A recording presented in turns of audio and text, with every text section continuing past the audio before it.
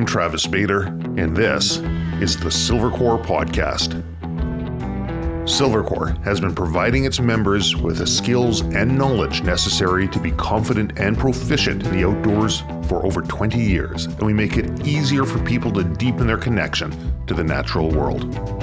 If you enjoy the positive and educational content we provide, please let others know by sharing, commenting, and following so that you can join in on everything that Silvercore stands for. If you'd like to learn more about becoming a member of the Silvercore Club and community, visit our website at silvercore.ca. You want to lose weight, overcome anxiety, have a physical, mental, or emotional challenge you want to crush? I'm joined today by a special warfare combat crewman who has dedicated himself to helping countless thousands understand and achieve peak performance.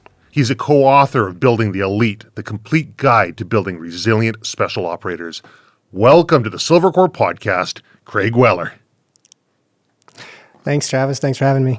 Totally. Well, I've been looking forward to this one for a while. You know, when we were chatting back and forth, he said, I do a lot of work in the military and helping people achieve their goals, getting through selection. You know, a lot of these programs, they'll have 100, 200 people come on through and they're all vying to be selected, and they'll have an attrition rate of like 60 to 90% of these people being cut. Yet the people that go through your program, that you've helped consult, who've read your book, which is essentially the Bible to being physically, mentally, emotionally fit, they've got a 90% success rate, over 90% success rate, which is just mind-boggling. And the one thing that you threw in, he says, well, your audience, the outdoors people and, hunters, I can help them with their buck fever too. So I thought, well, that'll be an interesting one to explore. Okay. Yeah, so I figured we'll talk about a few different things. I'll hold up the book here if anyone's watching it as opposed to listening to it. Here's a book. It's available. You can get them on Amazon. They've got a Kindle edition. They've got a soft cover, which I've got here. Apparently you've got a hardcover, Craig? Yeah, it's out of stock right now. The last time we did a print run, they just couldn't make hardcovers for whatever reason, so they're all soft cover right now. But I've got it open. The goal is to keep those big ones in hardcover. Nice. Well, I'm looking at it right now. Apparently, it's such a hot commodity, the hardcover version. Kindle edition, $35.68. This is on the Canadian Amazon.ca. Yeah. Paperback, $182.16. Have you seen what the hardcover's going for? Isn't there one on Amazon for like $1,000? No, $5,710.99 right now for the hardcover version. Weird. Yeah, I've seen a few of those. Yeah. you better jump on those. The next time we do a print run, we're hopefully going to be able to get more hardcovers. Yeah.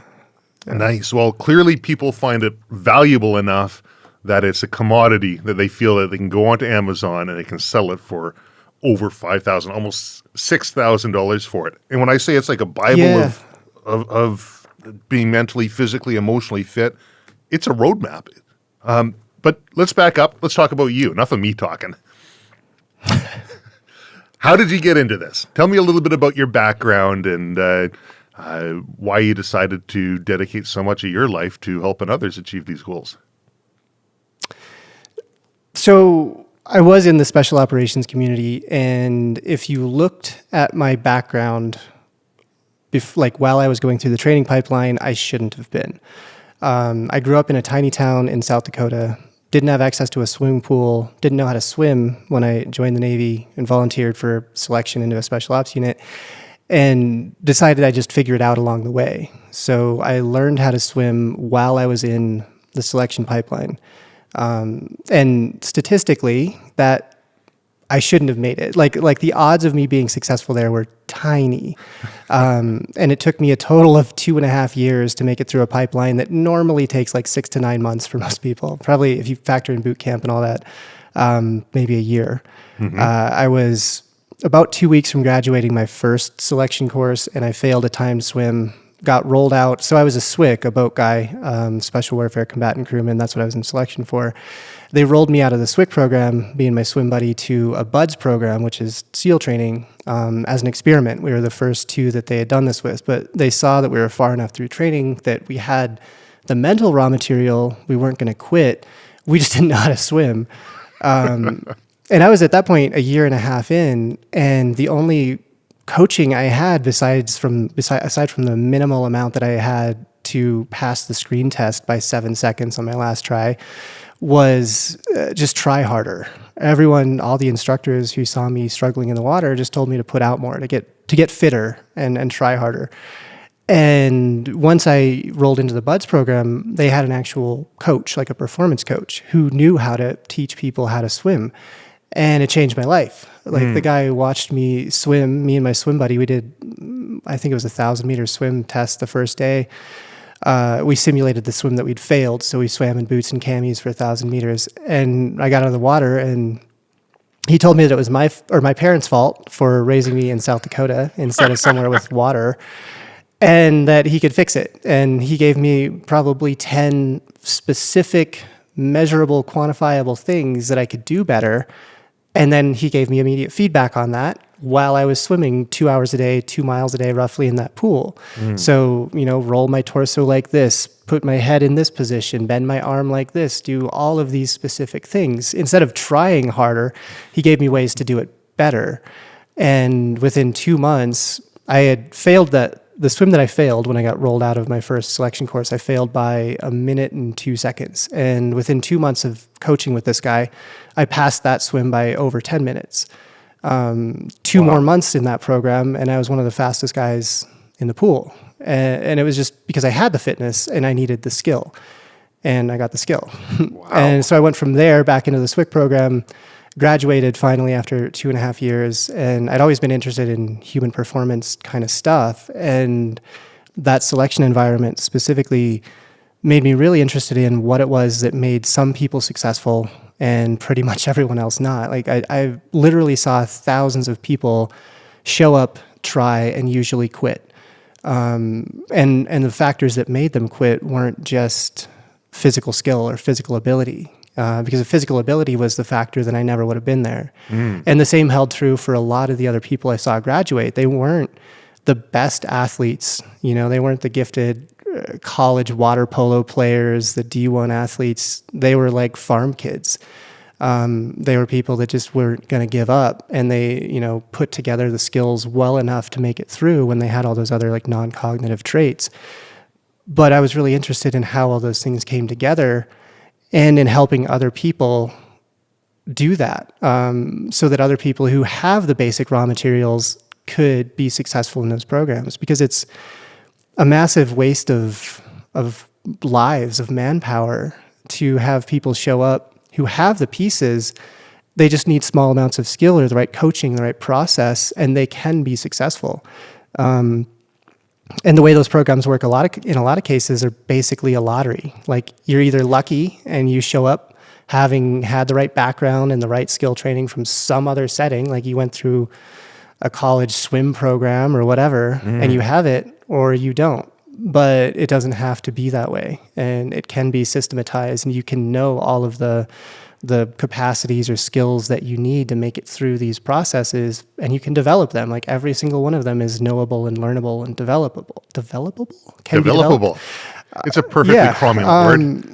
Yeah. And so that's what we set out to do, is just identify all of the pieces and how they work together as a system, and how can we assess where somebody is and where they need to go. And if you give someone a long enough timeline and they're willing to go through the work, they can do it. Like that's another thing. The people that we train that are successful, they're successful because they usually spend multiple years preparing for one of these courses. They treat it as professionals. They treat it as part of their job. And the people who are not successful, we get emails from them all the time. They're like, I'm going to Special Forces selection in 2 months. Should I try rucking? Like they're they treat it as a tryout, not a job interview. They think they're going to show up, and it's the sword and the stone myth. Like, right. They're going to show up and just have this special thing, this sparkle in their eye that the cadre will recognize, and they'll have something that wasn't really due to their work. It's just something that's innate to them. And that's not how it works. It's either you've done the work and you've done the work intelligently, or you haven't. And that's all that's being tested in these courses. The thing is that simple thing is also very hard. Like just doing that work for 1 to 2 years before you show up is really daunting. It's boring and tedious, and it's not fun. And that's what ultimately separates the successful people from the not, like how much they're willing to pay to get the thing that they want. It's got to be pretty encouraging for somebody to hear that there is a path that they can take. It's not like they're just born with a certain gift, and albeit there's going to be people who have backgrounds and abilities that they might be born with, or maybe have been nurtured into them, that might give them a leg up. And there might be some that their abilities that they're born with or how they're nurtured, which may play against them. But the fact that there is a roadmap in place that can get nearly everybody with the basic physical aptitude and cognitive abilities to be able to meet a higher level, that's got to be encouraging. Yeah, I think so. And background does matter. If you've spent your entire life playing video games on the couch and you decide you want to go be a Green Beret in a year, like you've got much more work to do. But yeah, it's not magic. There's a knowable process that more or less anyone can follow if they're willing to do the work. And I think while it's encouraging, I think that's also the part that some people will have a hard time with, knowing that what they have to trade is a lot of work, and that part in itself, the simple but hard thing, is right in front of them. And that is tougher to deal with than I think a lot of people recognize. Like most people, that's why you see magic 6-week training programs and like shortcuts and people trying to find Dumbo's magic feather, basically. It appeals because I think culturally there's a strong allure for shortcuts, for like the special thing that will save you from doing the hard thing. But there's really no easy way to do a hard thing well. You either pay the man, you do the work, or you don't. And a lot of the people that are failing because they've tried to work around it. Like they've tried to go around the hard part. Like there's no shortcut that keeps you from, or that you can substitute for walking with a backpack for 3 hours every couple times a week. Like it's simple, but it takes a lot of commitment, and it's something you have to do when nobody's watching, nobody cares, and nobody's telling you to do it. And that's what separates people. One of my mentors once said to me when I was griping and moaning many years ago about how difficult something was, and man, everyone else seems to have it easier. I think it was my early 20s, and he looks at me and just laughs and says, Travis, one thing I've learned is that nothing worthwhile in my life has ever come easy. And that's always stuck with me. And I know that if I'm doing something difficult, there's something worthwhile that comes out of that, even if that's just the mental fortitude or the experience of being able to deal with a difficult situation. Nothing worthwhile ever comes easy. And the other thing that kind of strikes me that you're talking about, when I started my company and I'm looking at hiring people and I've got a bit of a selection process and criteria that people are going through, I look at their CV and they've got 5 pages of door breacher, pistol instructor, night ops, like all of these great looking things that would make them well overqualified for a basic firearms instructor of what I'd be looking for over here. And I'm like, holy crow, this person's got it all. This is fantastic. I'd sign them up. And I quickly realized that my selection criteria was way off, because these skills can be taught, and what I should be looking for is the core values that their mother should have taught them. And I changed how I selected people. If they had those core values that were a good fit and they also had all those accolades, fantastic, right? But I would start ranking these core values higher in the selection process, even if they didn't have those basic teachable skills, because I just spent a bit more time with them. From your standpoint, what are some of the core values that you would be looking for in somebody who you would say would make a successful candidate for any one of your selection programs that you're training them for? And what are some of the values that you can start sussing out after a while as maybe being detrimental to an individual? It's going to take me a second to walk through that. That's two different things. Hey, there's two questions. The first, I have a story about this. Okay. There's an old story from the UDTs, the underwater demolition teams, which are the precursor to the SEALs, where they had an initial screening test to allow people into the program. Like that's evolved now into what they call the PST, where you run, swim, and do some pull-ups and stuff. But at the time, they had them do a thing where they'd jump into a pool and carry a bucket of rocks across the pool. So you carry it a little ways, come up, take a breath, go back down, carry it a little ways more, and get it across the pool. I think it's a 50-meter pool. And they had a guy do this who just jumped in and trucked the thing all the way across the bottom of the pool, set the rocks down where he was supposed to, came up on the side of the pool and almost unconscious, gasping for breath, like trying to figure out where he was again. And they yelled at him for not following instructions because he was supposed to like walk him a ways, swim up to the surface, tread water, breathe, go back down, swim, swim, carry, swim. And like, what are you doing? Like, you didn't follow instructions. And he said, I don't know how to swim. And this actually, in retrospect, this story got me. This is what screwed me up and got me into the Navy. And they're like, oh, well, we can teach you how to swim. Welcome to the program. Wow. And that's how it worked. Like, they saw someone who was tough enough to do whatever he had to do to accomplish this task, even if he did it somewhat incorrectly. And they knew that he was coachable and trainable, but he had those like fundamental characteristics of basically tenacity or willing to sacrifice his body to keep going. And that's one of the things that we look for. There's a few different ways to categorize it. One of the most crucial is an internal locus of control, meaning that someone thinks that they are steering the ship, like they are in charge of their position in the world and that they have the ability to change their circumstances and control their course in life. Someone with an externalized locus of control thinks that the world happens to them. And you can hear that. Like, we do an application for our one-on-one clients, and this is one of the things that we look for. Like, the application is deliberately onerous. It's a pain. It's very long. The questions are annoying.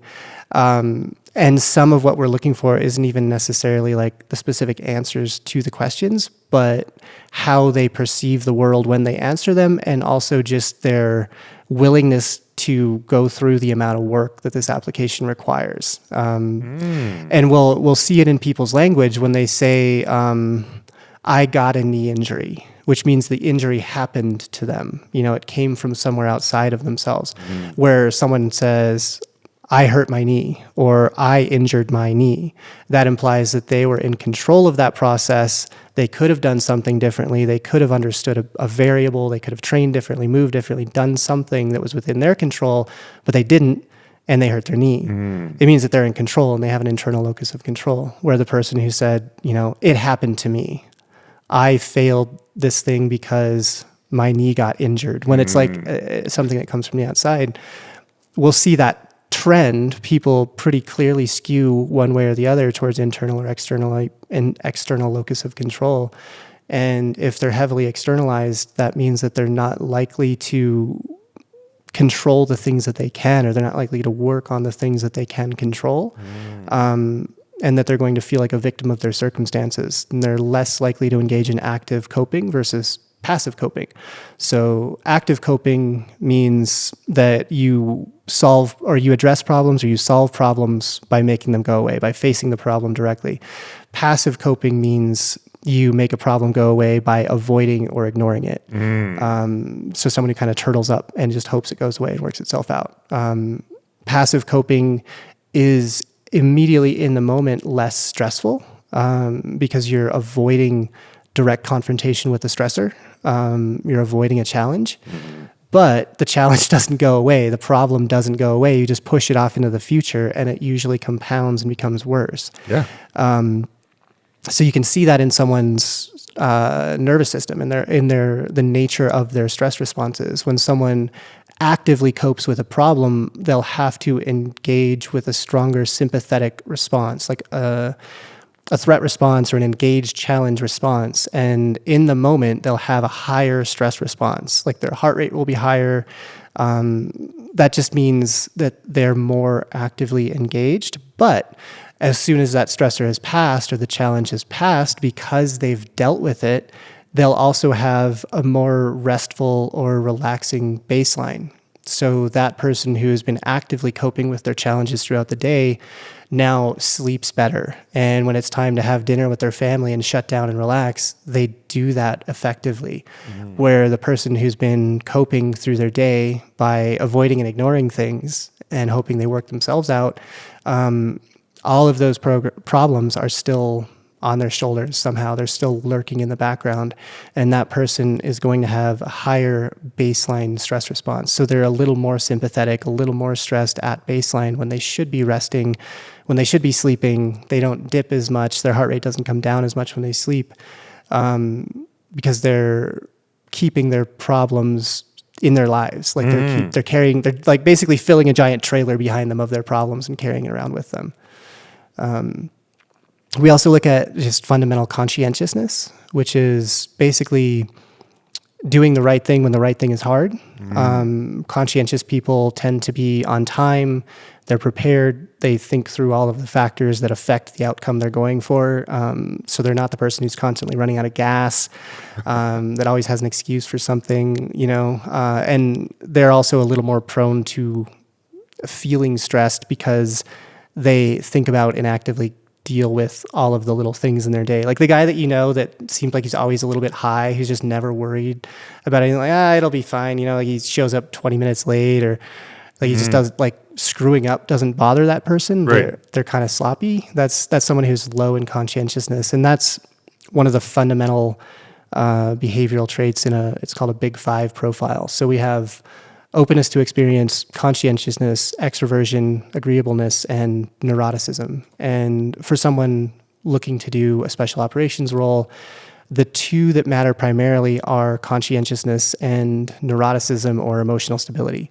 So someone who is highly neurotic is generally kind of emotionally unstable and prone to a high level of perceived or imaginary threat. They're a lot more prone to anxiety, and they get stressed out easily, where someone who's really emotionally stable tends to stay calm under pressure. They retain control of their frontal cortex. They're able to think through challenges and rationally process even when things are loud and noisy, where someone who's lower in emotional stability or higher in neuroticism tends to kind of fly off the handle a lot more easily. And the other ones, introversion, extroversion, it matters a little depending on the specific field.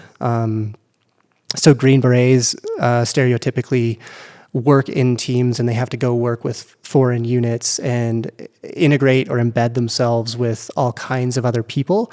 Extroversion is useful there, but if you're going to be, say, a scout sniper, and you have to be okay in your own head for a long time and good at maintaining vigilance when you're bored, introversion is a strength in that setting. So that one is variable. Agreeableness or antagonism is the other side of that, is basically your how much you care about making other people mad, or how much you care about the feelings of others.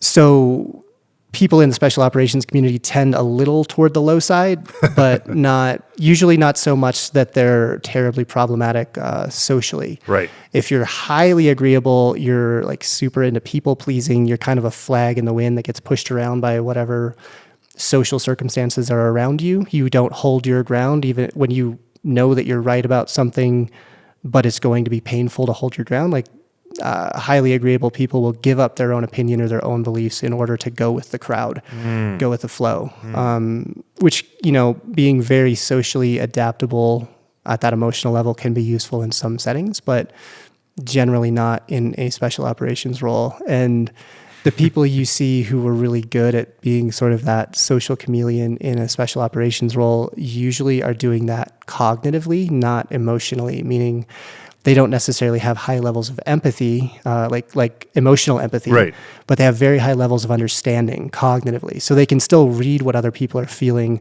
and do what they need to do with that information, but they're not always feeling it themselves. They're the gray man. So they're, yeah.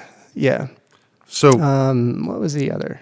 I think that actually covers them all. Well, that covers a fair bit. So it's interesting when you talk about the internal locus of control, going back to the beginning there, and looking at people where things happen to them or whether they feel that they've got that control.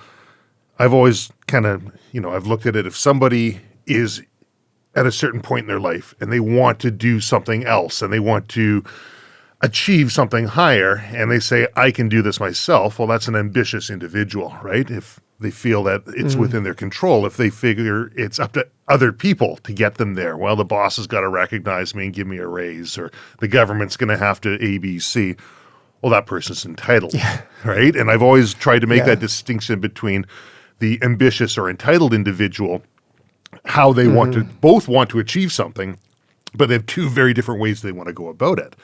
And the thing about conflict that you said there, and I've heard it said in other places, and it's something that I hold close to my heart, conflict avoided is conflict amplified, right? If you avoid conflict, I just know in the future, it's going to be harder for me. Whenever I have something of conflict that I see come up, I learn from another mentor of mine, just be blunt about it and remove that emotion. And if it's, let's say, a verbal conflict or an emotional conflict, just say, hey, here's what I'm seeing right now. And don't try and dance around the issue and attack it head on, because here's what I'd like to achieve, here's what I want to get to. But I can see that in both a physical standpoint as well. It's kind of like that, what was that old parable of the farmer who he's looking for somebody to help him out on the farm, and this guy comes along and he says, well, do you have any special skills? And the guy's like, well, I can sleep through a storm. He says, well, what do you mean? Like, that's a special skill? He's like, yeah, I can sleep through a storm.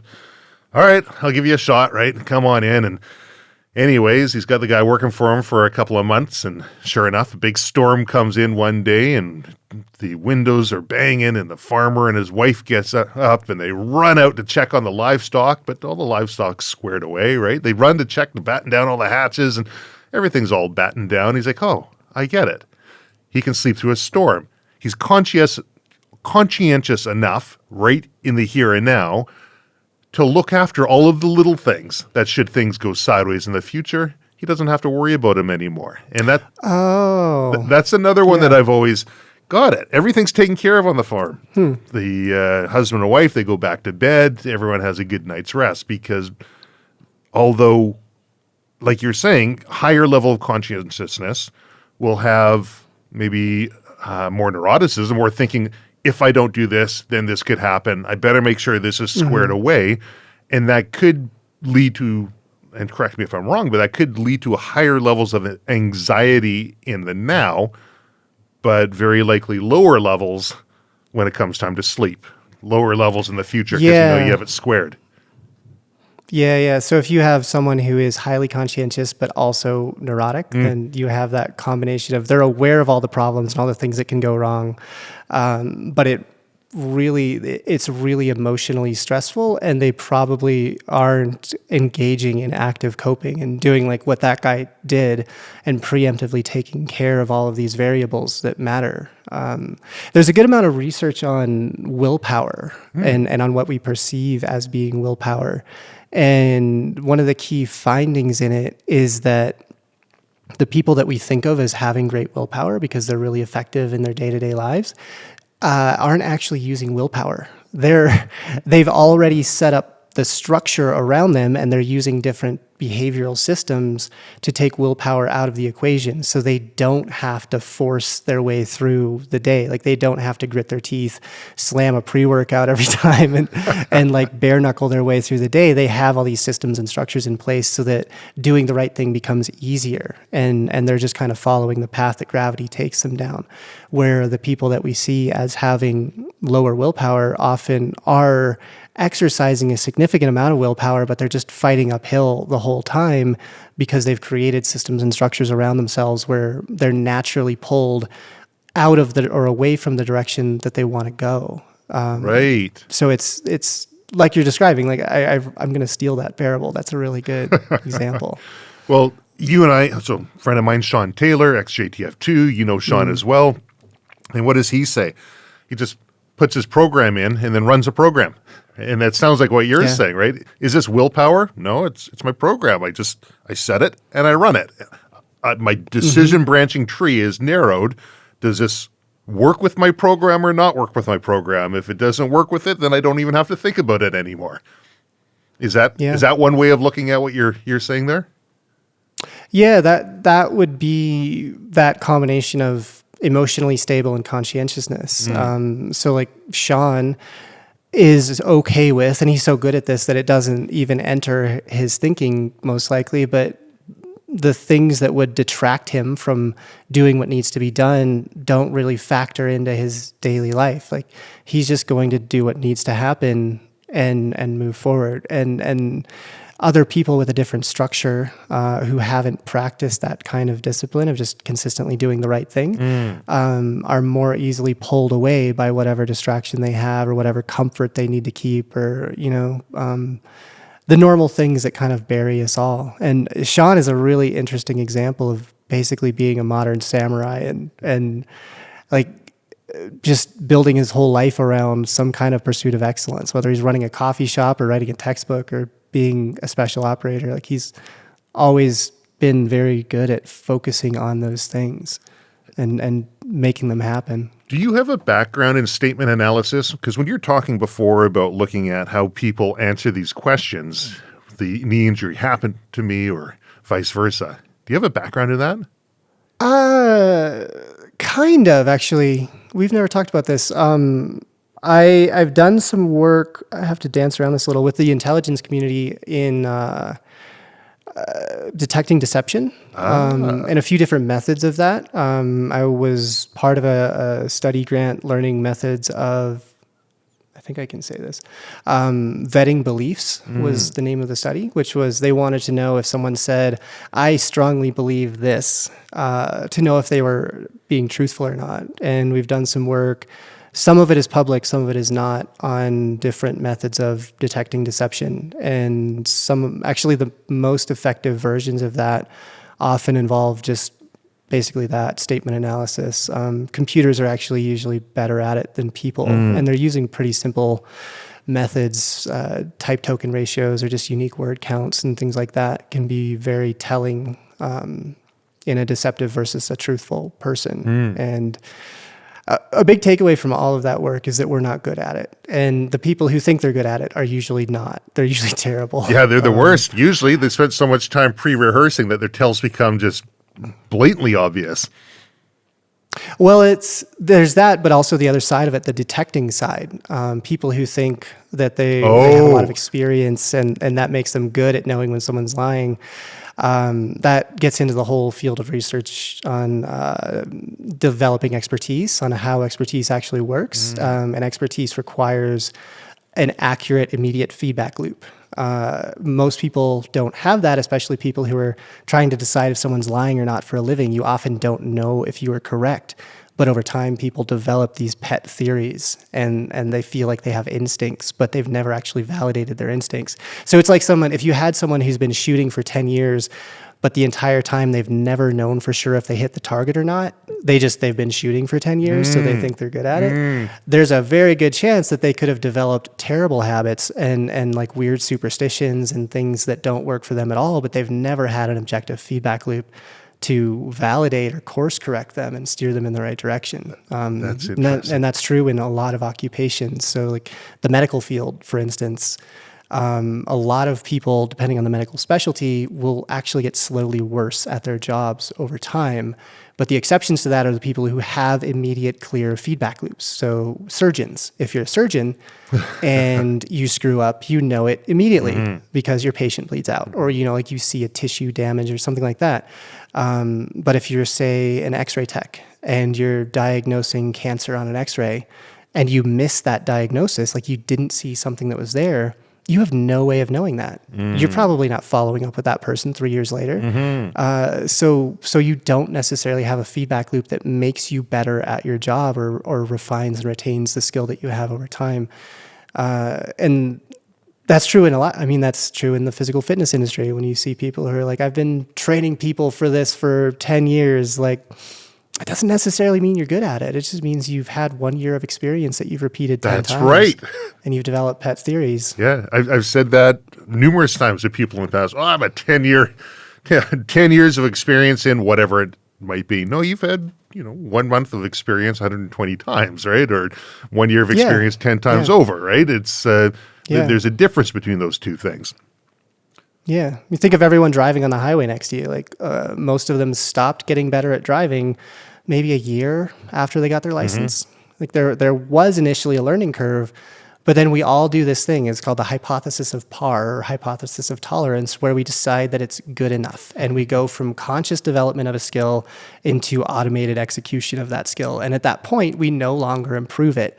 And the point at which we do that is very arbitrary. Like, so there are people who are really, really good drivers. Like you've seen drift car, race car drivers, people like that. And then most people who have been driving a car for 30 years haven't gotten better at it in 29 of those years. And that's entirely up to them. But if without an effective training model or a process to make them better, it's never going to happen.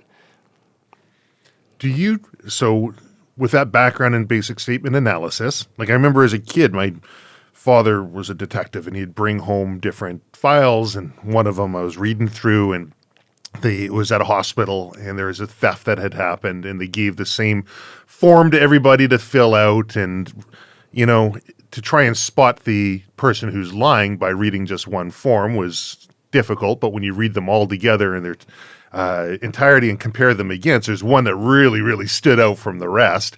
That was a person, what would you do if we found the person who stole, right? What kind of punishment would you have? And people are like, well, they should be fired right away. They should do this. And one of them says, well, you should find out why they did it. And maybe they had a good reason. And if they pay it back, then maybe they can. And that beside all of the other people are like, nope, it's wrong. Fire them. Really helped it stand out. So I got interested in statement analysis at a younger age. I've done basic interview and interrogation and advanced interview and interrogation course through different police agencies and companies out of the States. And you're right. Detecting deception is a very, very difficult thing, and even the pros get it wrong a fair bit. But as well, I apply that to just interactions with people, just looking at how we work together, and I try and apply that same sort of principle and just getting reads, I guess, on people. Does that form part of your process aside from your questionnaires and going through, or are you looking at both statement analysis and physiological responses to stressors and what you're doing with them? Is that a part of it? Because this is going to lead into another question, but I'll let you answer this. Like, is there alongside something that we could kind of hard code? Like we could rate statements for internal versus external locus of control or whatever.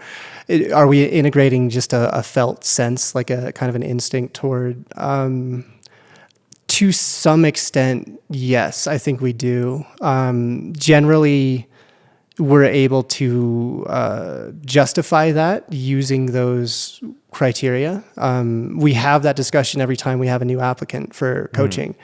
And there's 4 of us who kind of pick and choose who we're going to take, who we're not. And each person basically makes their case for, this is what I've seen, this is where I think he's a good candidate. This is where I think they're not going to be a good candidate. Basically, this is this person's probability of success with good coaching. And there's kind of an instinctive thing. I can think of, there was one recently where me and Jonathan both were just kind of immediately annoyed by this person. Sure. And it was somewhat hard to even articulate why. And 3 out of 4 of us were like, no, I'm good. I don't want to work with this guy. And then one guy was like, he seems coachable. I think it's going to be a challenge. It'll be a challenge to get him to think better, to kind of like turn his life around. And I'm going to take this challenge on. And it was a complete waste of time. The guy wouldn't follow his program, didn't engage with it, quit within a week. He had to chase him down. It wasted everyone's time. And in that case, I think we had a few hard criteria on things like conscientiousness, or even just a person's ability to like express themselves intelligently is a factor, like how well they can communicate in written language, assuming that they're a native English speaker. That can be a big tell because you're also looking at conscientiousness and baseline intelligence there when you see that. But something about that guy was just a felt sense.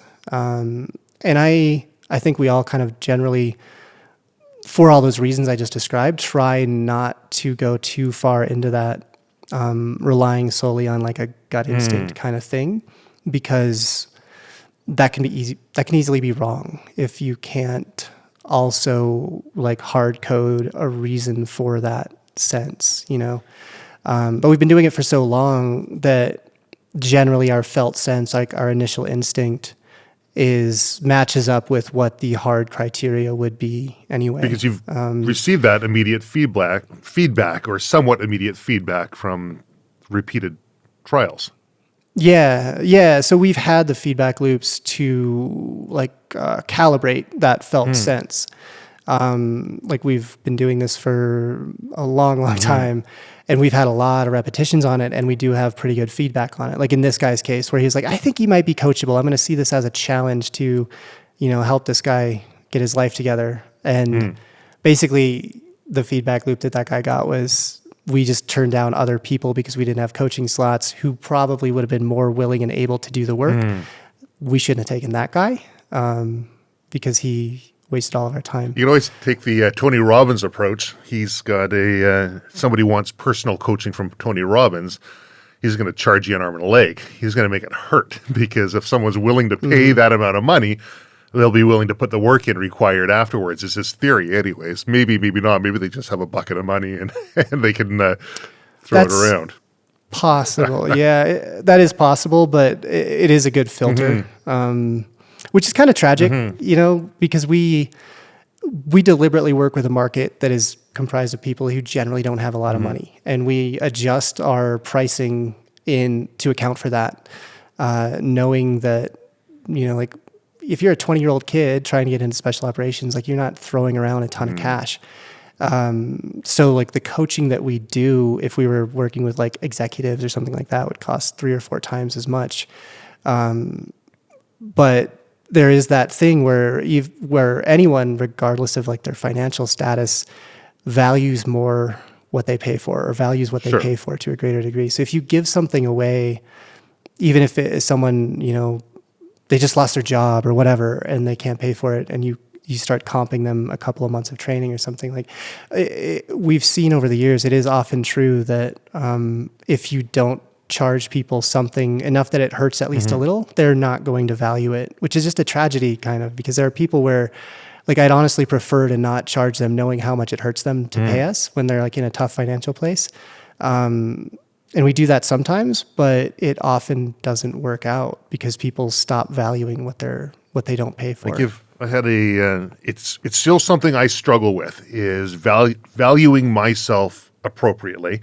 I tend to give a lot of things away for free because the other side of that is if I charge them what I think should be valued at, I mean, like you say, that could be a difficult situation. I look at in the same way, if someone does something really nice for you, let's say they go out and they buy you a coffee, and you turn around and you give them $10 or $5 or whatever the coffee was worth. You can diminish their sense of giving, and you can diminish their gift that they gave to you. But if you turn around and give them a gift in return, flowers or something else, right? They can say, "Hey, I feel appreciated." So that's one thing that I've always struggled with because not wanting to be the receiver of gifts. But on the value side, there's one story that I can tell that has always cemented it in my head. I had a fellow come in, Swiss guy, older fellow. Came in back in the days before it was Silvercore training, and it was Silvercore Gunworks, and I was doing gunsmithing for armor car companies across Canada and fixing to work for police, and then every Joe Blow who had a gun would bring something in. And anyways, this guy comes in, he's got a barrel, he's got an action. He says, I want this barrel cut, crowned, threaded, I want a muzzle brake put on it, I want the other side threaded to fit into the action. and I want it chambered, and he had some tight specifications, and I want the whole thing Parkerized, and he's got this whole laundry list of things that he wants done on it. So I go through and I start doing this work, and I make, this old guy, and he's made a point of telling me that he's an old pensioner, and so what am I going to charge him? And I go, Brownells in the States has got a high-low of what gunsmiths charge, and I just went on the low side of everything, and some I just crossed off, and I gave him a smoking deal. Anyways, he gets this rifle. He looks at it. Hey, thanks very much. See you later. Oh, okay. Fair enough. Comes back a week later, another same type of action, another barrel. He says, I want another one done up, but I want the exact same thing done, but in a different chambering, a different caliber. I'm like, now this guy's just taking advantage of me, I'm thinking, right? So I go through and I go to the Brownells list and I go on the high side and I charge for everything. He looked at the work and he turned around and left. He went back to his truck and I'm like, oh man, he's mad because he looked at the bill, he looked at the work, and it's a lot more than the last one. And I warned him ahead of time, I'm not going to be able to give him the same price. Anyways, he came back and he put these white gloves on and he picked it up and he holds it up to the light and he says, now that's quality work. I did the exact same thing that I did for him the week prior on this other gun. I just charged him more. And that perception of the value for getting charged more is always stuck in the back of my head. That's a really good example. That's like having run a bunch of gyms and stuff. That is a really common thing to struggle with, is like when you're running your own business. But yeah, it's a good example of how that psychology works. Crucially, you are really good at what you do, so you can back that price up with the quality of your craft. There are certainly people where that's a mismatch. Yes. But yeah, it is a good illustration of that concept. So people who listen to this podcast, if they go back a few, they're going to see one I did with Sean Taylor. He was one of the plank holders who started up JTF2. They probably also listen to The Collective, of which both you and I have been on a number of times in the past. And of course, Sean and Chance are on there all the time. For those people who know who we're talking about, and even for those who don't, who want to go and check out The Collective or listen to the past episodes, Sean Taylor, how would you look at him? If you're looking at statement analysis, you're looking at gut feeling, how would you kind of break him down from an analytical standpoint for why he's been able to be successful in the areas that he has been? And if you were to provide advice to him, what would those areas be? To put you on the spot. Yeah, I don't know if I could have any advice for Sean that he's not already doing. He fits that exact profile of highly conscientious, like he's the guy who can sleep through storms for sure. Emotionally stable, and in his case, I don't know all of the details on this. I've talked to him a bit of like the books and the ideas that have influenced him over time. I know he got into Bruce Lee's stuff a long time ago, like his philosophy writing and that kind of stuff. But he's made a conscious practice of learning and internalizing concepts through experience. So, like any concept that we talk about, like toughness or discipline or whatever, the words themselves don't really mean anything unless they're informed by an experience that you've had, that you've navigated with those things in mind. Like until you've lived it, you don't really know what it is. You just know the words that describe it. And Sean has done a very good job of living all of those things so that they are who he is. They're not just things that he knows or words he can say. They're who he is. And I think that's one of the things that distinguishes Sean from most other people, is everything that he would, any value that he would express is basically matched one-to-one by what's on the inside and what he's done or what he does on a consistent basis. Like there's no mismatch between his externally expressed values and the way that he lives his life. And that's a pretty rare thing. And he fits that whole profile. He's fairly agreeable to the extent that he needs to be, because I think he's a sociable guy. He's pretty extroverted. His cognitive style is fairly externally oriented and broad. He sees like a big spider web of interconnected ideas around him, and he's kind of thinking outside of himself a lot. But he can shift internally as well, and he's very introspective. So he's just kind of agile mentally. He's a really interesting guy in that sense. I don't know what advice I would give him. I don't think I have any, honestly. Yeah. Like, the dude is like, how old is he? Like, he's in his 60s? Yeah. He's more ripped than most 20-something CrossFitters. Like, he's... This is true. And he's just like a good dude. I don't know if I'd have any advice for him. So you got those meals, right? We sent you those meals, the base camp kitchen things. He got them too. And his tasting notes were like a sommelier. He sent them to Jen, the chef, and I think he mismatched a label. He read something. He read the wrong one. But his tasting notes, he was noting the mismatches. He's like, there's something spicy in here. There's nutmeg. I know there's nutmeg, but I don't see nutmeg on the recipes. And when you hit the base notes in this, and it was incredible. Like the guy's basically a professional food taster somehow. And I'm guessing that comes from having run a coffee shop and like being, like really into the nuance and tasting quality there is probably where that at least was refined. Yeah. Who knows what else he's been up to? I think it comes from wanting to do a job well. And if he's going to do it to provide the best bang for it, the best job that he can possibly do in that process, I think that's what it comes from.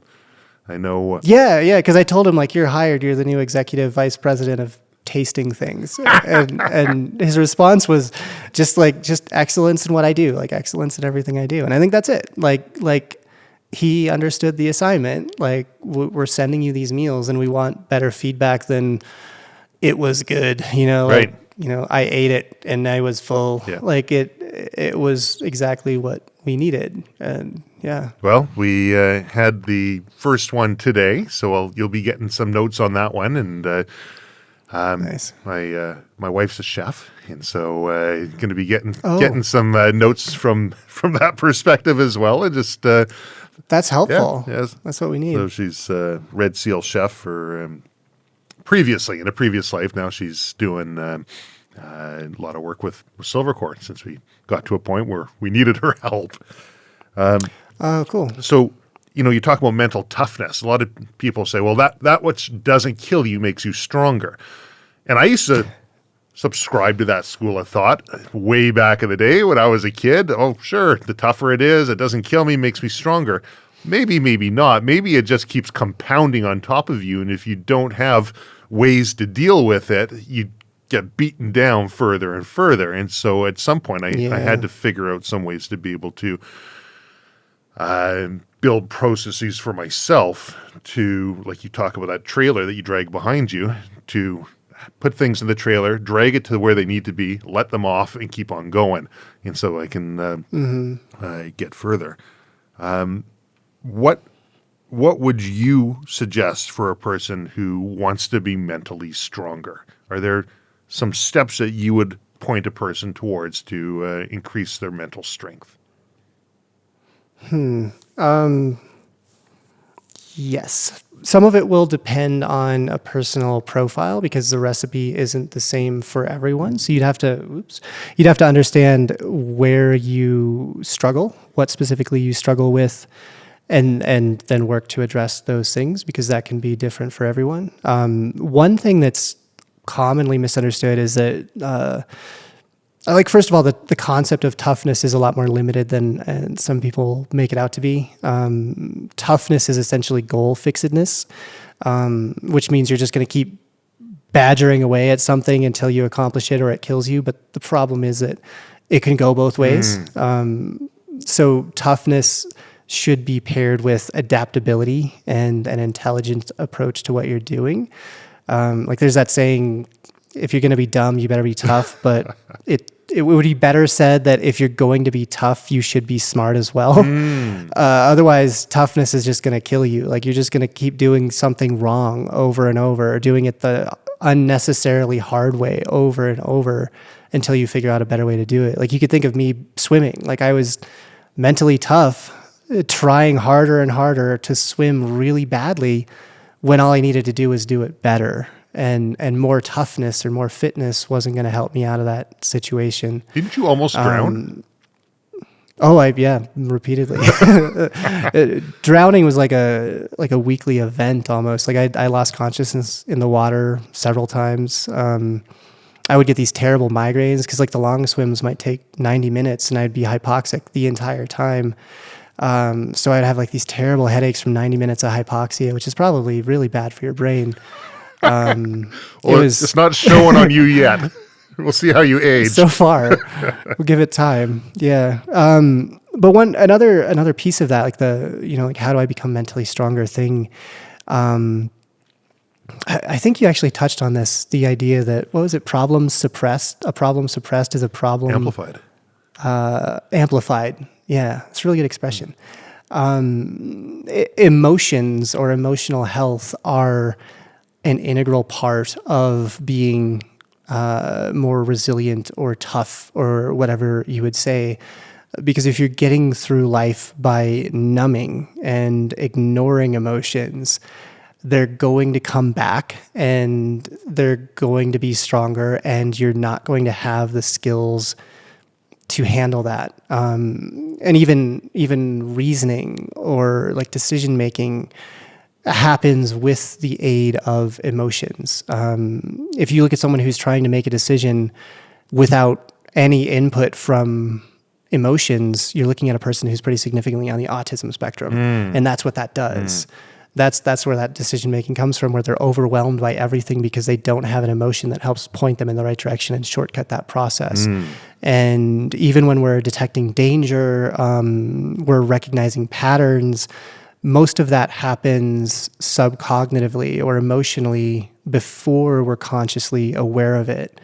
So being able to integrate emotions into our reasoning, whether we're solving a problem at work, learning how to write code, or, like we're navigating social situations or trying to decide whether we should quit the selection course or not, being tuned into your emotional state and able to monitor it objectively and recognize what you're feeling, categorize it accurately, and respond to it appropriately is an important skill. And it's one of the things that we're currently working on more with the clients that we have, because we're in a place where we can physically get pretty much anyone where they need to be given a long enough timeline. And we can give them cognitive skills that help them navigate situations, which are a key piece of resilience or toughness or whatever. Things like segmenting are really important, which is where you break a task down into the smallest manageable pieces you need to. So in a really tough day in selection, you might only think about doing the next 5 push-ups or running the next 100 meters or whatever's in front of you. Make it to breakfast, make it to lunch, make it to dinner, break your day down in that sense. And there's a paradox in there as well where compartmentalization can be a useful skill when you're using it to acknowledge and recognize a negative feeling, a negative emotion, or something that sucks that either you can't do anything about at the moment or it's unproductive to address it at that time because you have other things to do. So you're terribly hypothermic because you've been sitting in cold water all day or all night, and it's terrible. You recognize that it's terrible, that you're really cold, and you also recognize that it doesn't matter. There's nothing you can do about it. It's not going to kill you, and you have other things to do. So you just set that aside. You just set aside that hypothermia and you put it out of your mind. You may put away negative emotions at that time, like you feel some self-doubt or something. You can just put that in a box, set it aside for now because you have push-ups to do. You have something else to do. The problem with that is if compartmentalization or numbing becomes your go-to method all of the time, constantly, and you're doing it with things that don't go away, that aren't transient. It's useful when you're hypothermic at midnight and you're going to be warm the next morning and then it's fine, but it's not useful when it's something that isn't going to go away and you're going to have to continue dealing with it without the ability to do so because you've never directly faced it. So one of the things that we have people do is just work on that, the ability to recognize and understand their emotions and to be able to sit with them without suppression or avoidance, and in order to give themselves like a better view of the landscape, so to speak, so that they're able to navigate those things more effectively. Because once someone has the fitness, once they're not just failing the screen test to get into a selection course, or they're missing the run cutoffs or whatever, the reasons people quit in these really difficult courses usually come down to either I don't feel like I belong here, or other people don't feel like I belong here, and I believe them. And then they quit and they go away. And that perception is very fluid, and it has very little to do with their objective performance in the course. We've seen people quit who were out of, like, right at the end of the selection course. This was one outside of the US. It's maybe a 3-week course. They had 2 days to go, and they quit because they felt like they just weren't good enough, like they didn't belong there and they shouldn't have been there. And then they learned afterward that out of the 20-some guys left, they were number 2, like physically in every performance metric. They were the second, top performer. They were definitely going to make it if they just stayed there. And that perception of I don't belong here, or other people don't think I belong here, it's in your head. It's on you. And people have to be able to deal with that and the factors that are going to impose that, because these courses are designed to make you believe that, because that's one of the main things they're testing is your ability to retain your own self-belief or your own intrinsic drive in circumstances that are entirely discouraging and entirely designed to take that away from you.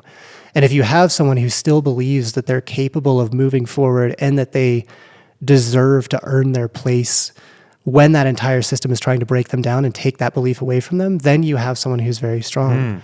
But that comes down to a lot more than being good at exercise. It comes down to knowing yourself and knowing your motivations and knowing what matters to you and who you are, and basically that you are allowed or you're entitled to earn your place. Not that you have a place, that you're just owed one, but that you deserve to earn it. Like that you can work for it and it's yours if you fight for it.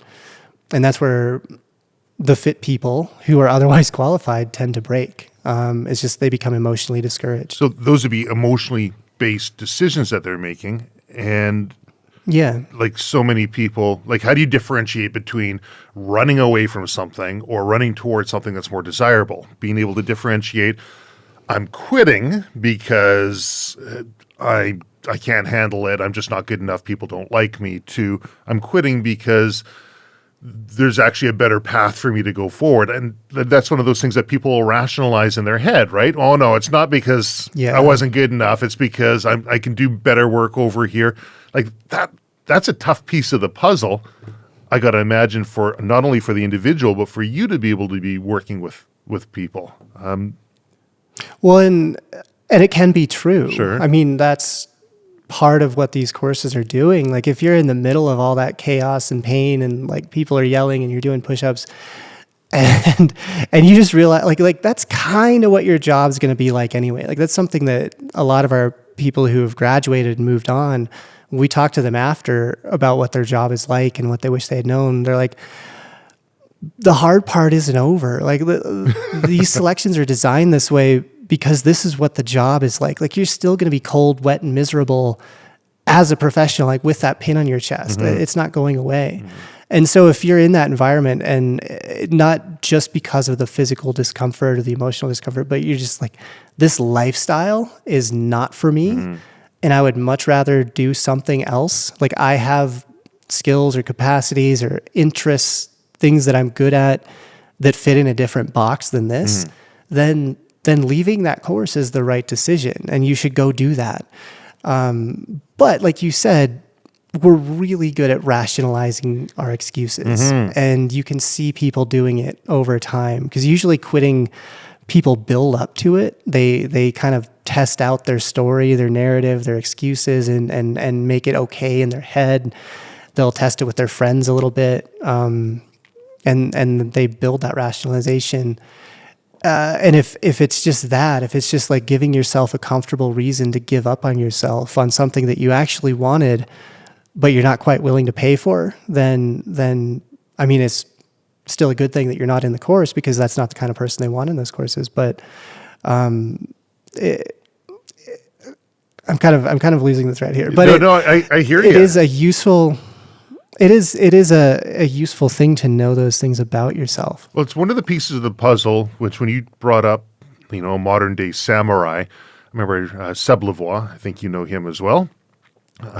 Speaking with him, one of the early podcasts I did with him, and he's talking about the whole emotional aspect to training in jiu-jitsu, training as he was head of BC emergency response team, and I look back to my father, when he was training, he was in charge of the Vancouver's emergency response team for a number of years, and I didn't see, from my perspective, any emphasis put on the emotional side. And listening to Seb talk about this, like on the older eras, it seemed to be all about physicality and all about mental grit and toughness and perseverance, and it sucks, but we're pushing it through anyways. But the emotional side was just completely ignored. And I said, well, this is kind of cool that it's being addressed. And Seb's like, well, when was it forgotten, right? I mean, this is always a piece of the puzzle going back hundreds and thousands of years, was the emotional side to the warrior. Are you finding a resurgence in the desire for emotional balance in special operator training? Or is that something that's always just kind of been there that other people like myself just haven't seen?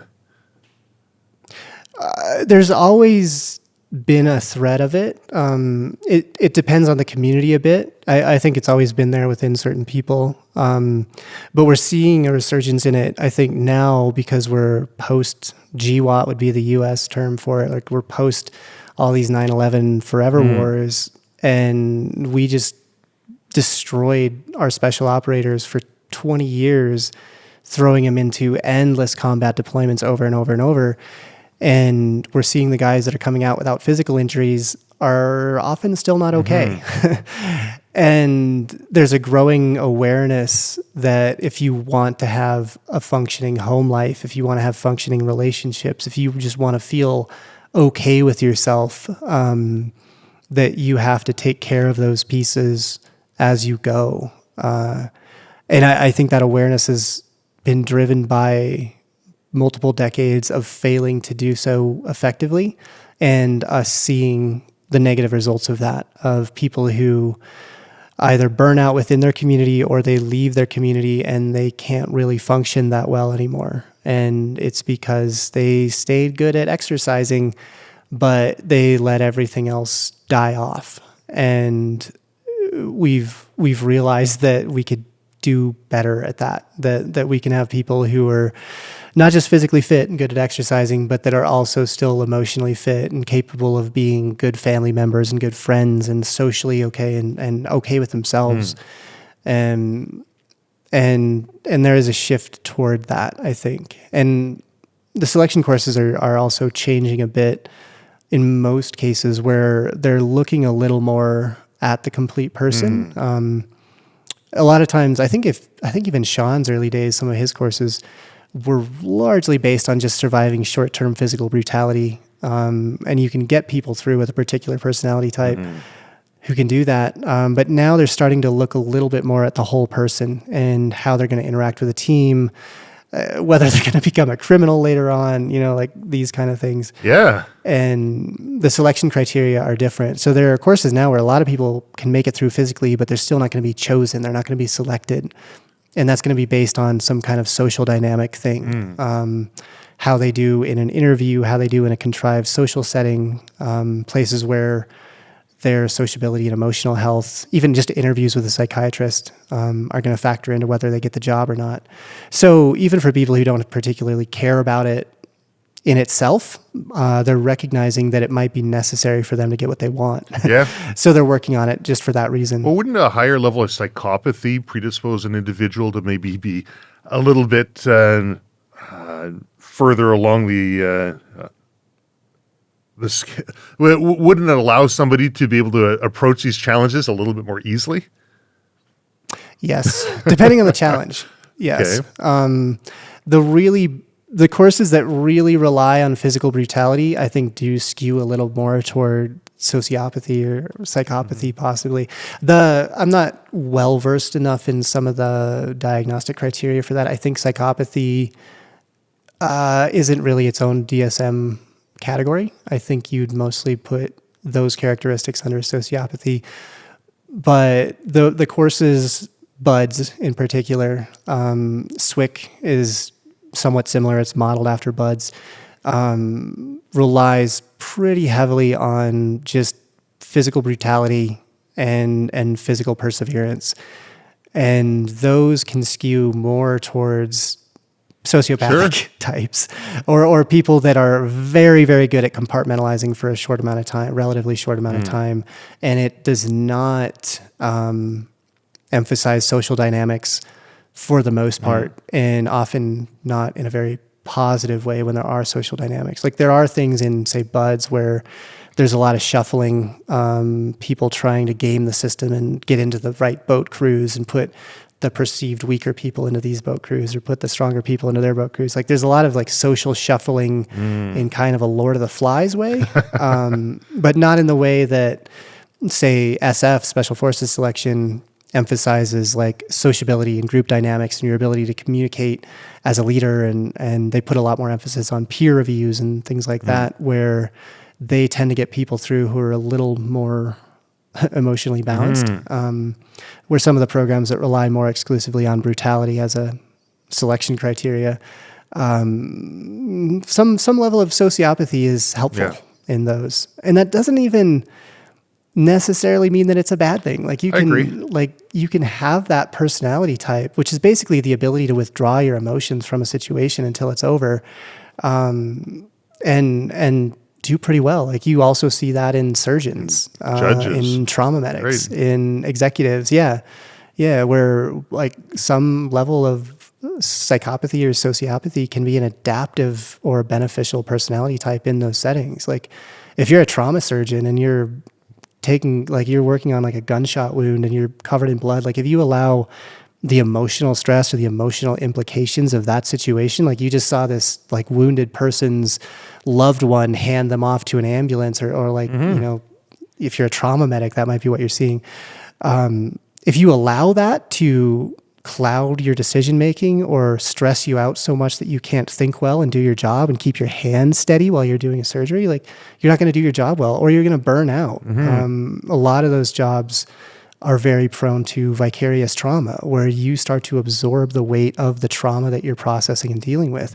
And if you can just shut that off and turn it away, same with, you know, trauma work, or if you're some kind of social worker dealing with that kind of thing, if you're in law enforcement dealing with the worst parts of society, if you can't set that aside, like if you're an overly empathic, like warm empathy type person, like you're going to start carrying that weight and it's going to break you down. So some level of what you could term sociopathy or psychopathy can be an adaptive thing in those cases where people are able to go emotionally cold and just do the things they have to do to manage the situation effectively until it's over. Problems arise when that personality can't be turned off, you know, and then that person doesn't have a good home life, isn't good with friends, you know, like they're just not a happy person or not a functioning person in society. But the ones who are good at it can basically turn that switch off and on and do what they need to do when they have to, and then they can be, you know, a warm person outside of that. So when you say turn off, would that be where, when you mentioned before, having somebody sit with their emotions without suppression or avoidance, would that be part of the turn off process? Yeah, afterward. Okay. So if you think of the active coping thing, like maybe in the middle of a trauma incident, you know, there's blood spurting out of an artery, people are screaming, you just have to go cold and follow the checklist. Like trauma is basically following a checklist of stop the bleeding, start the breathing, plug the holes, package for transport. You just do that cold, but then afterward, you should be able to emotionally process that and sit with it and be okay with it. Or, you know, make yourself as okay with it as you can be. Because if you cope with that after the fact in what should be like the restful or restorative moments where you're recovering from the stresses that you just went through, like if you still have to rely predominantly on suppression and avoidance as your coping mechanism in those non-threatening, non-time pressured, restful moments, then you're going to end up carrying a lot of baggage, and you're going to be incapable of dealing with the fallout of that over time. How would somebody, or how would you coach people to be able to sit with those emotions without suppression or avoidance? And is that where these somatic experiences that people talk about are allowed to process? Yeah, actually, something like the trauma releasing exercises can be really useful for that, where there is a physical component to processing and releasing trauma. Some people will use exercise for that if they can also maintain some sort of like internal awareness of what they're doing. There's a psych that we work with, a Canadian named Dr. Krista Scott Dixon, who she works with a lot of her clients, and she has them go through some of those kinds of things like trauma releasing exercises, which generally just involve like shaking or moving, allowing yourself to kind of like physically release, I guess trauma would be the way to phrase it. It's something you'll see animals do as well. You can find YouTube videos of, say, like a gazelle getting taken down by a cheetah. There's several of these where, for whatever reason, the animal still lives. They go completely like deeply parasympathetic, still like that full trauma response where they're barely conscious. And then the threat goes away. I think in one of the videos, like another predator chases off the cheetah and the gazelle lays there for a minute. And then you see him start doing like this really deep breathing, like pumping their rib cage. And then they start like this full body tremor, shaking, like kind of looks like a seizure. And then they slowly get up and they shake while they're standing, and then they're good and they run away. But that's like a physiological means of processing trauma, and humans do that as well. Like mammals generally do it. So there's that component. And then I think the other component, which is some of this gets outside of my depth. This is where we often refer to an actual psych. But the other side of it is, I think, being able to just articulate, name, and allow or accept your emotional state as it passes or as it works through you. One of the things that we've found with people that can be really helpful is the ability to identify a broad range of emotional experiences. A lot of people, the people who need this the most, are often really limited in the types of emotions that they're able to feel and describe. They basically have angry or hungry or sad. Yes. And that's it. But you can Google, like, there's an emotion wheel. There's a bunch of versions of them where maybe you're frustrated, annoyed, irritated.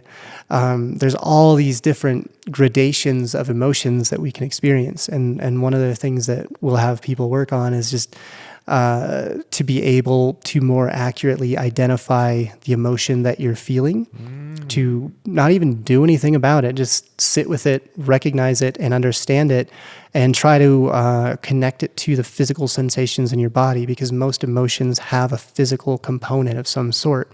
You might feel like a warm burning sensation in your stomach, or you might feel flushing in your face or whatever.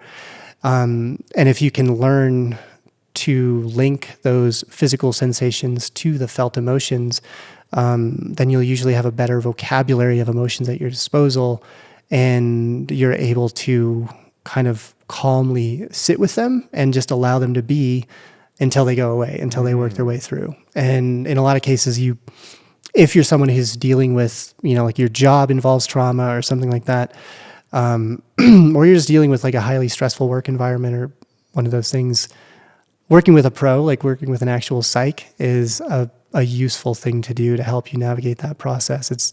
You can think of it as just having another coach. But we've been integrating that a lot more into the work we do with our clients, where working with like an actual PhD psych is part of their like training process to just sort out whatever it is they need to sort out. And then we try to have that kind of person available for the active or operational guys. A lot of the commands have them on staff now anyway. But for the ones that don't, we can make referrals to the people, to people who can help them and work with them. And they're people that get them, That makes a big difference. Like I have a friend who's, I have a friend who's a psych who works with a lot of soft guys. And he's like, most of these people won't do a therapy session, but they will go shooting. So I'll go shooting with them. And then while we're like loading rounds into a magazine or something, like we're just sitting there in the idle moments, he'll start chit-chatting with them, and he'll draw them out and get them to talk about the things they need to talk about. But he does it in a way that is not like he approaches them from where they are, like, like as kind of one of them. And he understands them, like he gets who they are, where they're coming from, and he's not annoying about it. And it works really well. I've been asked to speak with a group of aspiring psychologists out of a university in the States, out of California. Actually, I'll be doing a web chat with them next Monday. And the teacher reached out to me, and we're talking about a few different things. And I said, well, I don't know. One of the areas that I might be able to bring value in, having seen different shrinks from an early age, being diagnosed with high-level ADHD and all the fun stuff that goes with that, is the compatibility of the individual who's going to be dealing with both the compatibility of the talk doc and the patient. Because I took it from a very oppositional standpoint. I didn't want to tell anything. And I looked at each interaction as a game, and it wasn't until I found one person or one person found me who was somewhat compatible that I actually learned something. And I spent so many years actively trying to fight learning anything or bettering myself because I viewed it as something to be oppositional about. I don't need this help. So when you say finding that compatibility scale, I think that's massive, and that's one of the things I'm going to be talking about with them next week too. Yeah, it's big. I think for anyone we actually get messages from people who are going to go be attached to a SOF unit, like as a psych, as a human performance person, as a nutritionist, and one of the key pieces of advice that we give them based on like how we've experienced it and how our clients experience it is to live the lives that these people have to some extent, like try to understand their experiences and their perspectives. So like we did an interview with a guy who works with a special forces unit currently stationed in Germany. And he would go and he's like their performance guy, strength coach. And he would go and do their land nav training with them and, do the rucks, do the heavy work, like walking around, sleeping in the rain, sleeping on the ground for multiple days, not eating hot food for a while, like just to understand how much their job sucks. And to kind of show them that he's willing to be there alongside them or experience the same, at least some of the same things that they experience. And I think that's one of the reasons he does well as a coach. If you look at like the engagement rates that he has and the number of guys that choose to work with him, it's much higher than it is at a lot of other commands where they're kind of in their own box. And they're like, you go do your silly thing being cold and wet, and we'll be in here. We'll see you later. And a lot of those people, those consultants or whatever you'd call them, professionals, don't have nearly as much engagement because in any of these units, it's all voluntary, whether they work with the trainer, the psych, the nutritionist. And if they don't feel like that person gets them and understands them, they're not going to work with them. And in a lot of cases, they don't. I like that. You're talking about the gazelle there, and it seems like it kind of brought us full circle to, excuse me. You're talking about the gazelle there, and it feels like it brought us full circle to something that we were talking about at the beginning, which was buck fever and how to deal with something like this, the anxiety and the physiological response to the excitement or the stress. And even if people don't hunt, I'm sure that same sort of thing can be applied to tests or performance anxiety, or I should imagine there's going to be some form of a similarity between these things. How would you suggest that somebody approach that anxiety or buck fever? So if you compare the shooting skills of a special operator to a conventional person who has a good deal less training, one of the main variables or one of the main things that makes a special operator good at shooting isn't the peak of their performance. Like obviously they're accurate and they're good at shooting. But it's how little they degrade under stress. Like in a combat situation or shooting in general, it's like problems happen or skill is expressed under stress, and the people who are the best at it just don't degrade, because in those scenarios people usually, like, their shot groups go from the size of a soda can to the size of a frisbee at least. It expands outward. You get shaky, you make small mistakes, you do dumb things repeatedly. Basically, stress turns your brain off. And to a lesser extent than in a combat setting, hopefully you're seeing that in like a buck fever scenario, where a lot of the fundamental motor skills that a person has are suddenly less available or less reliable, and they're losing their cognitive function. Like, they're losing their executive function or their ability to process what's happening and kind of have a meta perspective, like their ability to see what's happening and do something about it. They get more lost in the moment and on repeatedly looping a behavior or something like that.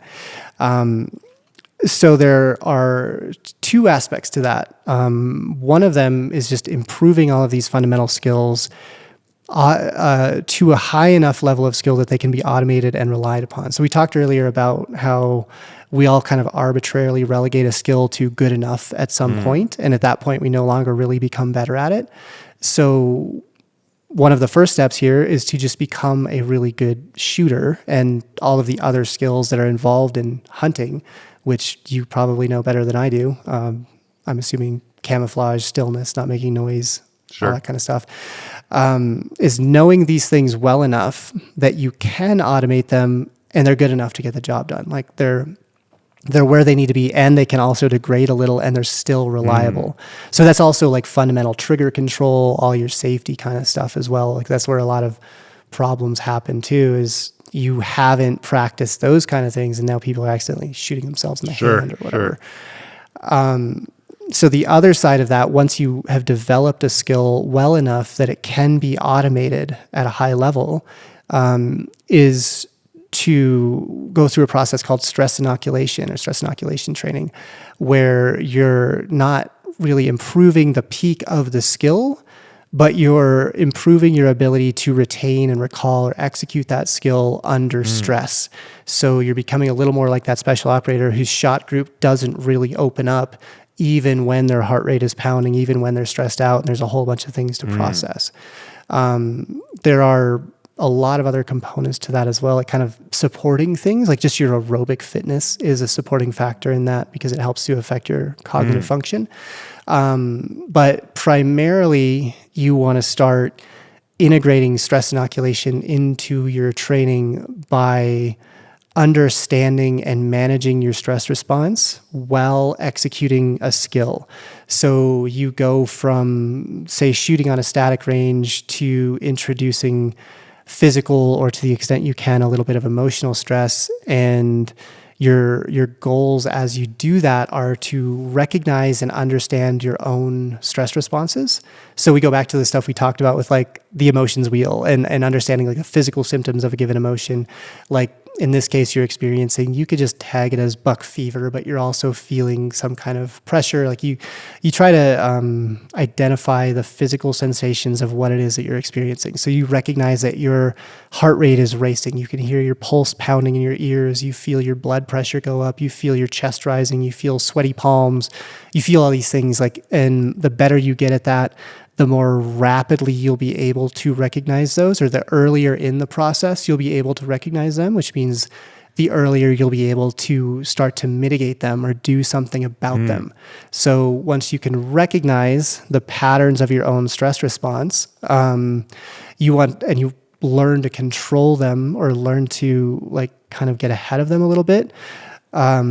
You want to start integrating strategies to help mitigate them, which usually come down to some kind of verbal mantra, a physical ritual, like maybe you go through the same thing in checking your safety, checking your magazine, checking your whatever, doing, maybe you're checking distance on your scope. I haven't been hunting since I was a kid, so I don't know all of these things that well.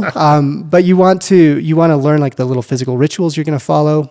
And then the things that you're going to do to specifically mitigate or regulate your stress response, which often comes down to breathing and your thoughts.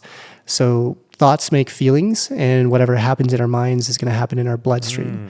So identify again, it's going to be pretty individual, but identify whatever thoughts are present in your mind when you're in that stressful moment, when you're about to make this high pressure shot. Are you worried about missing? Are you worried about you just wasted this entire trip? Are you worried about wounding the animal, having to chase it down, which I remember having to do once when I was a kid, and I swore to never do that again.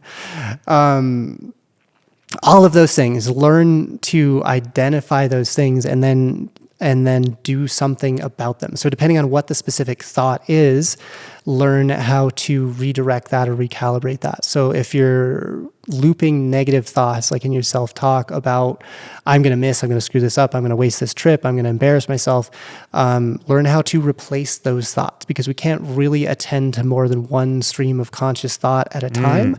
So if you can have something else where you recognize that that stream of thoughts or that stream of self-talk is probably preceded by some kind of physical symptom, like the sweaty palms, the racing heart rate, whatever your thing is, you can get ahead of it a little bit and you can start to replace those thoughts, that negative self-talk spiral, with something else. In my case, like in selection, I would often just use song lyrics or a short little mantra. You can come up with whatever small ritual or set of self-talk helps you to stay focused and avoid that negative, like, doom loop of, I'm going to screw this up, I'm nervous, what am I doing, kind of thing. Or it may be the stress response is so strong that you're not even sure what's happening in your head. Like you've moved fully through the spectrum into more of a parasympathetic shutdown state, in which case you need to kind of bring yourself back out of that and get a little more like active and functional. Those are the people who have a freezing response. Right. So, like you see somebody's about to take that shot and suddenly they're just deer in headlights and nothing's really happening. That's the full on freezing response. And you have to bring those people back, which is often going to start with breathing because thinking isn't working out. So at that moment, you want to lock them into something that's more physiological, which is going to be like retaining a deep conscious breathing and like good exhales and managing something physically that will hopefully then carry over into better regulating your autonomic nervous system and your thoughts. Breathing is one of the most common things that is helpful for that, alongside like the motor skill rituals of, checking safety, checking magazine, checking all the basic stuff. If you've ritualized doing all of that, doing all of the steps that lead you toward making an effective shot, knowing what's behind your target, knowing what's in front of your target, knowing who's behind you, all of those things. Like if you ritualize all of those, you can also more or less let them go and know that those are happening, and that even though you're kind of stressed out and on autopilot, they're happening in a way that they're supposed to happen. So that comes down to your training. So basically you're learning to recognize your stress responses, you're learning to do something about your stress responses, and then once you're doing that, you're going to gradually increase the difficulty of that, or the magnitude of the stressor. So with say you have a given person where just having them run a few hundred meters of sprints up and down the range before they go and shoot is enough that they're going to completely throw the shot. In that case, you'll grade the magnitude of the stressor to a shorter run. Maybe they run 50 meters or 100 meters. It's just enough that it makes it hard for them to make that shot, but it's still generally manageable. And that's one of the key things to bring into this is you want to earn success. You want to struggle, but succeed. So the magnitude of the stressor that you're adding in your training needs to be adjusted to the level of your skill and your ability to manage that stressor and still be generally successful. So if you just blow somebody up and you have them go sprint a mile and you slap them 5 times in the face and like you completely mess them up and they just can't function, they can't do this thing, then they're not improving, they're not training, they're not like developing a useful skill set. So you need to adjust the magnitude of the stressor that you're imposing just to the level of earned success or desirable difficulty. So like in a traditional weapons range, just physical stress is the easiest thing to add, where you're just going to blow them up a little bit with sprints. You have them run 50 meters, 100 meters, whatever, to where the shot that they normally could make without a problem, say it's a 200 meter shot with a scoped rifle, now they've just finished sprinting. They just did some burpees. They've dropped down into position, and now they're going to shoot. And they're shaking. They're breathing hard. Their thoughts are a little more jumbled because they're stressed out. And when your heart rate's really high, sometimes cognitive function kind of falls. And now they still make that shot, but it was harder. Their shot group opened up just a little bit. You practice that a few times. Maybe you're doing this over days and weeks as well. But you just keep moving the magnitude of the stressor, the things you add to make that stressor increasingly realistic. Like at some point you add their friends mocking them from behind while they're doing it. You do whatever weird social pressure thing might be a factor. You teach them the specific strategies to mitigate that. And then you just keep ramping it up, but you're continuously doing it to where each time you step up the stressor, their skill or their ability to mitigate that stressor has increased concurrently. So it's always getting just a little bit harder while they're getting just a little bit better at managing that hardness. And eventually you can physically wreck them. You can cause social stress by maybe they bet $100 on the shot. Their friends are making fun of them. Someone's squirting them with a water gun from behind. Like you're adding all kinds of distractors. You put a dummy round in their rifle so that their first shot misfires. Like you mess with them as much as you need to, and they still perform those motor skills effectively. They're able to identify, recognize, and manage their self-talk so that, if they get into that downward spiral of, I'm going to screw this up, I'm going to embarrass myself in front of my friends, I'm wasting my time, like they're able to recognize that before it takes over and shut it down. You just basically find all of these things that can go wrong. You identify how specifically they're going to go wrong with this individual, like if it's in their self-talk, if it's in their fundamental motor skills, if it's in whatever, you give them strategies to mitigate that. And then you increase the magnitude of the stressor as their skill steps up concurrently.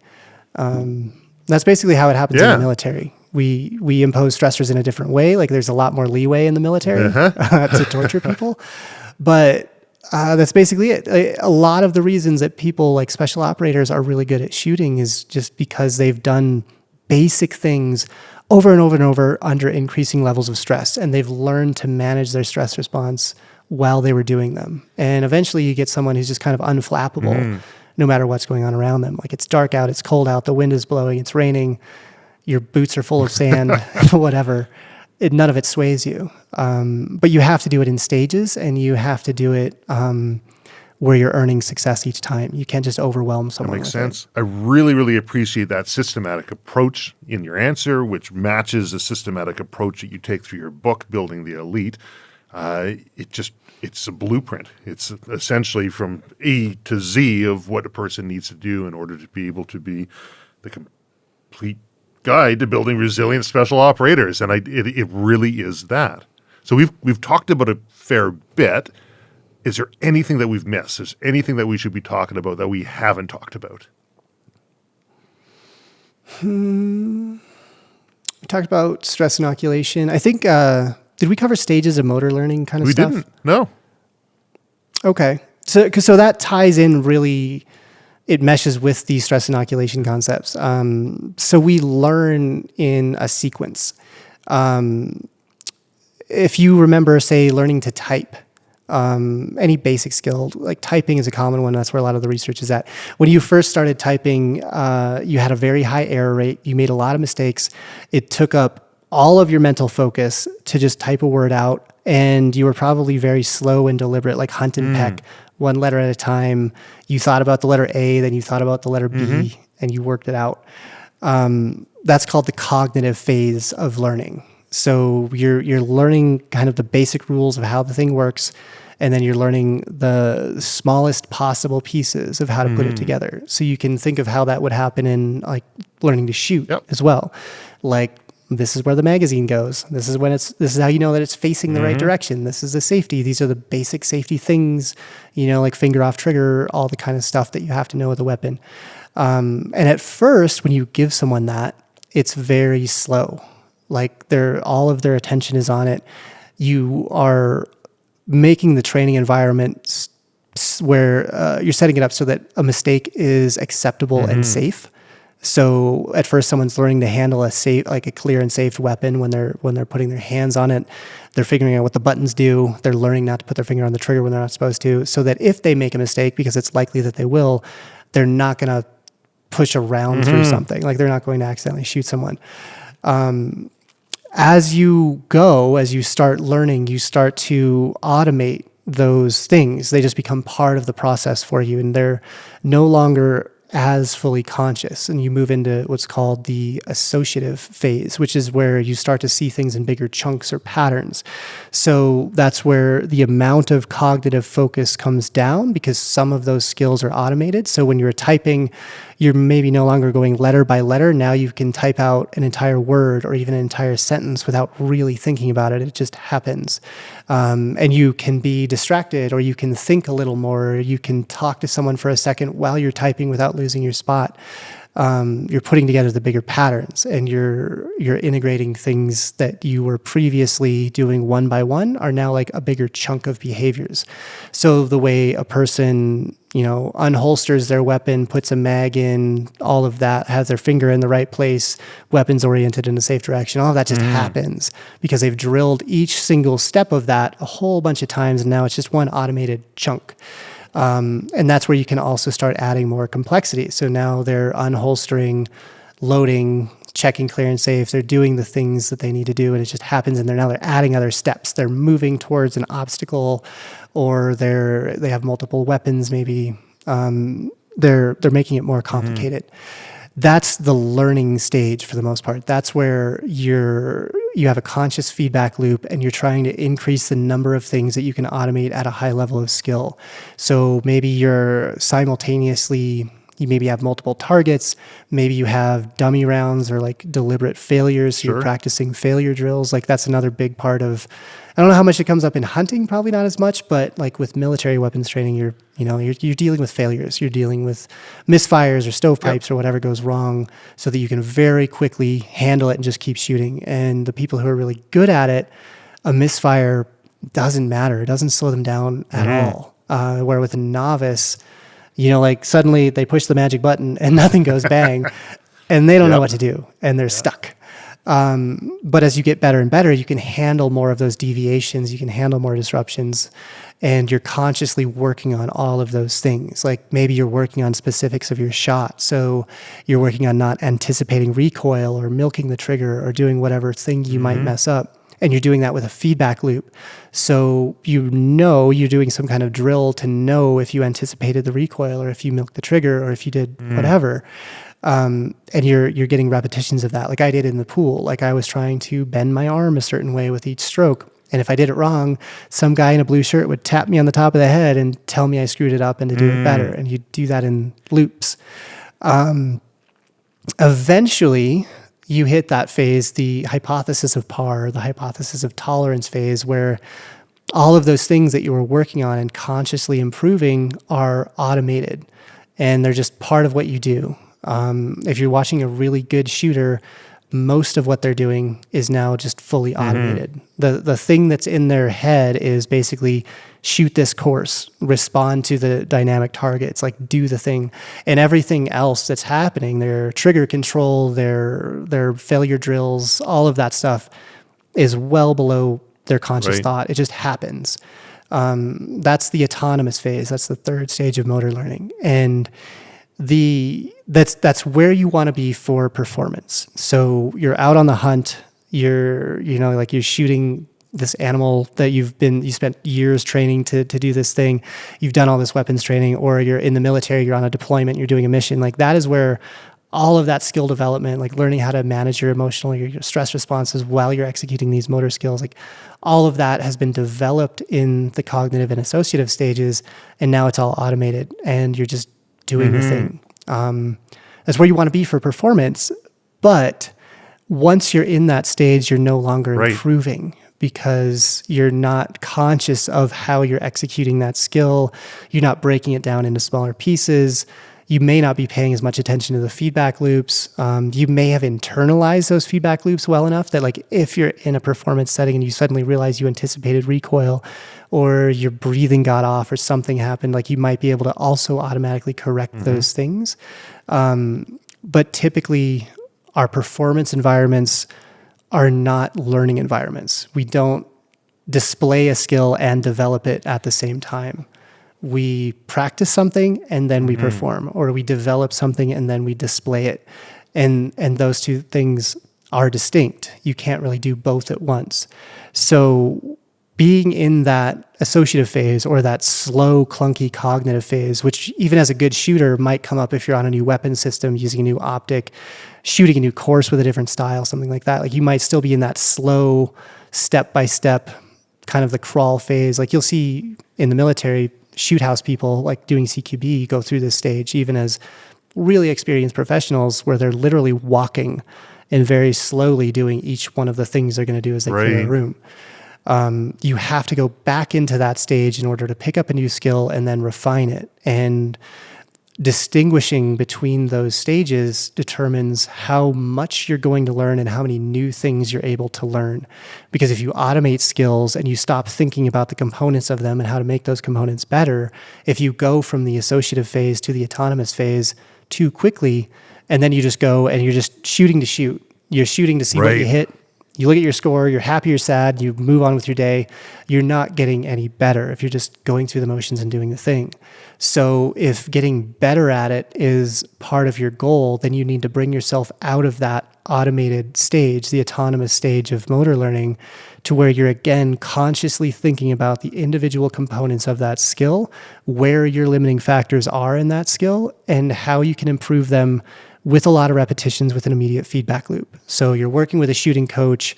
They're giving you a specific thing to focus on that is a limiting factor for you. If you're anticipating recoil, if your failure drills aren't very good, or whatever it is you're working on, you have a very specific thing that you're trying to do better, and you're doing it with feedback. So you know what you're trying to do, and you know whether you did it right or wrong, and you run that feedback loop as many times as you have to until you can't get it wrong anymore.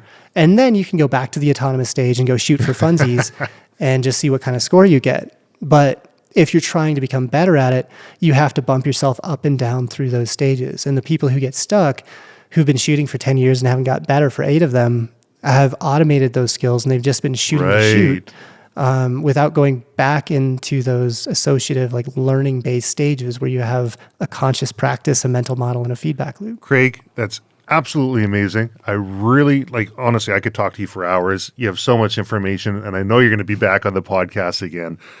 I'm going to be putting links where people can find your book in the bio. Thank you so much for being on the Silvercore podcast. I really enjoyed this chat. Thanks. I had a good time. Thanks for having me.